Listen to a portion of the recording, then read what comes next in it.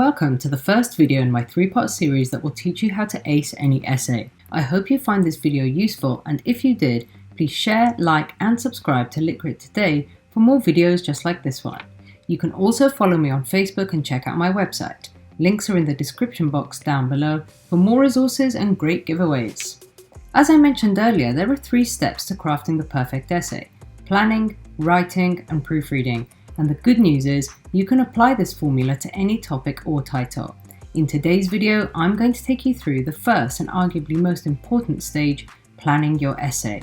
In particular, we'll be highlighting and annotating keywords and instructions in the question, as well as planning the essay's overall shape, the introduction, main body paragraphs, and conclusion.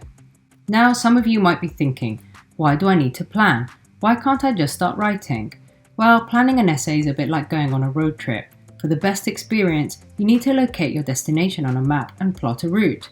You could make it up as you go along, but you'll probably get lost, stressed, and end up taking a lot longer to get there than you should. The same applies to essay writing. Taking a bit more time at the beginning to map up your route will save you time in the long run, and you'll produce a better essay. To begin, I suggest writing the question out in the middle of a piece of paper, though you might prefer to use your device, and that's fine too. Top tip: if there are any unknown words in the question, then look them up so there's no misunderstanding. Next, highlight the keywords and instructions, important words that tell you what you need to write about. Let's use this essay question about Mary Shelley's Frankenstein as an example. By the way, if you want an in-depth analysis of chapter 5 of Frankenstein, in which the creature comes to life for the first time, then click in the top right-hand corner of your screen now. The question is, how is the monster presented in Mary Shelley's novel Frankenstein? The first word you need to highlight here is how. Many literature questions begin with this word, and broadly it means you need to discuss the methods or techniques used by the writer to portray a certain effect, character, setting, etc. In this case, it means you need to identify what the creature is like and the techniques Shelley uses to portray him to the reader. I'm also going to highlight the keywords monster and presented because this is what the essay is asking me to write about.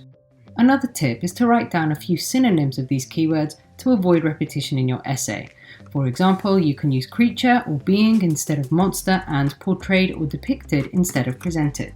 Finally, you can rephrase the question in your own words and show it to your teacher to make sure you've understood correctly.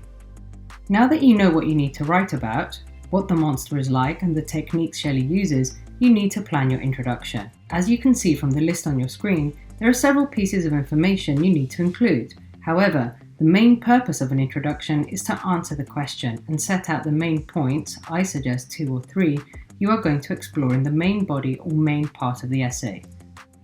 Apart from answering the question in 1 or 2 sentences, your introduction should also contain the full name of the author and work, publication date, and should refer to 1 or 2 relevant themes.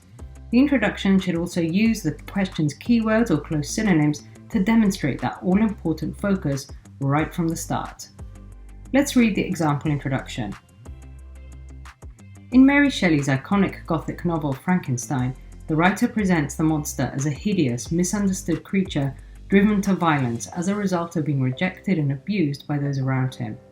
Shelley achieves this by using vivid figurative language as well as multiple narrative perspectives, exploring themes such as the limitations of science and society's treatment of outsiders. As you can see, I've highlighted in different colours where this introduction contains the different elements I mentioned earlier. And as you can also see, a good introduction doesn't need to be too long or complicated. The detail and development will come in the main body paragraphs, which I'll cover in a moment.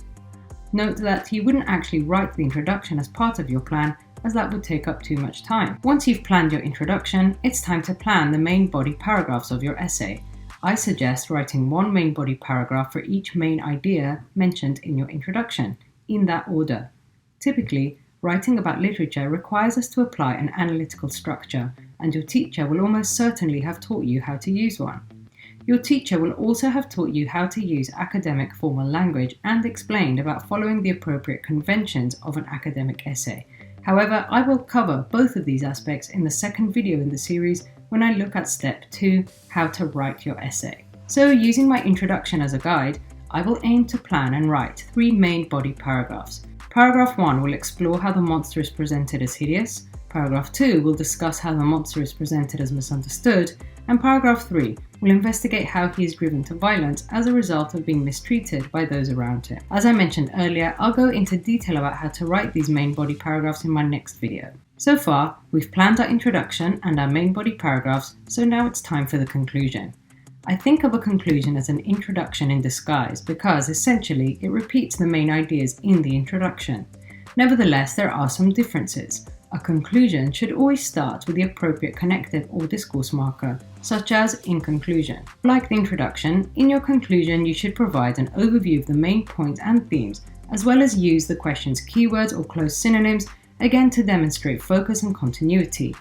You can also include the name of the writer and his or her work, but you don't need to repeat the publication date in the conclusion. Also, try not to include any new ideas or information that haven't already been discussed in the main body of the essay. Finally, remember that like the introduction, your conclusion doesn't need to be too long. Let's read the example. In conclusion, throughout the novel, the monster is portrayed as a hideous creature whose terrifying appearance causes those he encounters to mistreat and reject him. As a result, he is driven to acts of extreme violence, recounted in vivid descriptive language that effectively depicts his anguish and despair, forcing readers to question society's treatment of outsiders and the limitations of science. Before we end for today, let's recap what we did in Step 1. In Step 1, you need to plan your response to the question by highlighting keywords and instructions. You then need to jot down your answer to the question in 1 or 2 sentences for the introduction. 2 or 3 points are enough. As well as including the writer and the work's full name and title, you should also include the publication date and genre if possible. Lastly, use keywords or close synonyms frequently and mention 1 or 2 themes that are relevant to the question. Using the main ideas set out in the introduction, you then plan your 2 or 3 main body paragraphs following the same order as your introduction. You should use academic language and conventions, as well as applying whatever analytical structure you have been taught. More about that in my next video in the series. Finally, your conclusion should begin with the appropriate discourse marker, such as in conclusion, and repeat the main ideas and themes as per the introduction, taking care not to include any new ideas. You should also use the question's keywords or close synonyms to show the reader that your essay is focused from the beginning right up until the end. Thank you for watching, and I hope you found this video useful. I'd love to hear about the essays you're working on, so feel free to leave me a comment in the comment section down below. If this video helps you, please share, like, and subscribe to Literate Now for more videos just like this one. Thanks, and see you next time.